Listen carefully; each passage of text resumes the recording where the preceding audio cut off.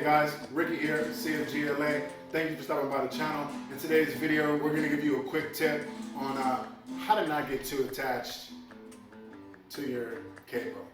Alright, let's dive in.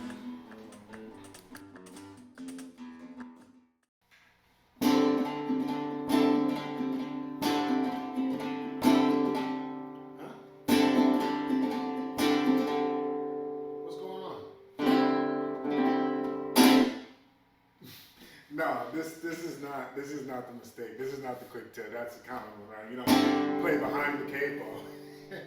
You play in front of the capo. But the quick tip is this. All right, guys, look. I have to change the angle on this one because this is a little bit of a secret.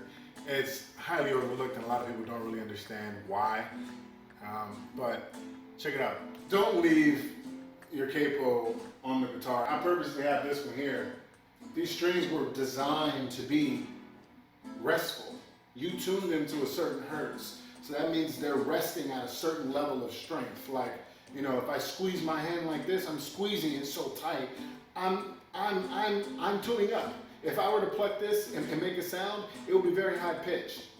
But if I relax, this is what I'm supposed to be at. This is what I'm built for. I can stay like this all day and it's good.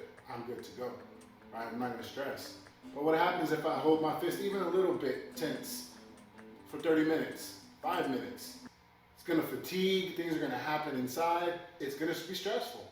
So don't stress out your guitar strings and have to replace them too soon.